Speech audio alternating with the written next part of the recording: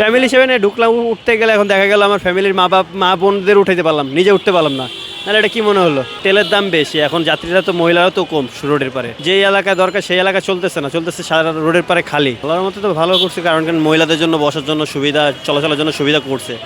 But তেলের দাম বেশি, এখন যাত্রীরা তো মহিলারা তো কম রোডের পারে, তারা তো চলতেছে। এখন দেখা যাচ্ছে যে গাড়ি খালি যাচ্ছে, চলতেছে, তেল ওয়েস্ট হইতেছে, সাথে আবার এখানে গাড়ি অনেক সময় দেখা যেতেছে নষ্ট হয়ে পড়ে থাকতেছে রোডের পারে। এটা গভর্নমেন্ট, রাষ্ট্রের কি সাধারণ একটা ওইসব মানি না আমাদের মতে।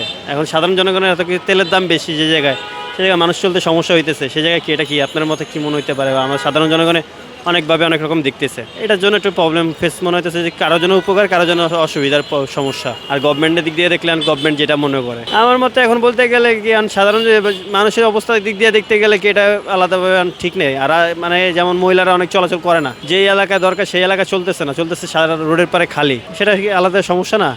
আপনি মনে করেন একটা যেই এলাকায় মানুষের নর্মালি চলাচলের জন্য যে গাড়ি পাইতেছে না, মহিলারা চলতে পারতেছে না, সেই এলাকায় কোনো বাস নাই। আর যে এলাকার ভিতরে দিয়ে রাখছে সেই এলাকায় মানে খালি গাড়ি চলতেছে, নাহলে এটা তো আমার মতে তো বলতে গেলে এটা খারাপ লাগবেই। সাধারণ জনগণ ওরকমভাবে কি মনে করে, সবাই আলাদা আলাদা করে মনে করতে পারে।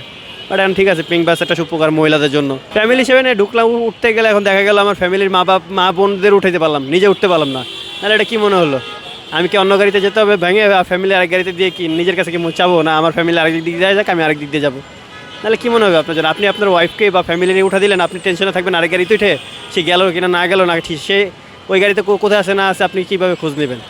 আপনারা যদি মনে করেন একটা ফ্যামিলি একটা গাড়িতে উঠলে একসাথে যেতে পারতেছেন, আর পিঙ্ক বাস অ্যাপ শুধু মহিলাদের জন্য, নাহলে কি এটা আপনার জন্য কী মনে করবেন? আপনার জন্য কি এটা সুবিধাজনক না অসুবিধাজনক? আমার জন্য ওরকমভাবে বলবো না এটা ঠিক আছে। আমার ফ্যামিলির জন্য নিয়ে ঘুরতে বেরোলে আমি ওরকমভাবে বাসে যাচাই বাছাই করবো না। আগে বিআরটিসি যেমন ছিল, সবাই মিলে চলতে পারতো, সাধারণ জনগণ চলতে পারতো ফ্যামিলি নিয়ে, বাট এটাতে পারতেছে না, নাহলে এটা আমার জন্য অসুবিধাজনক।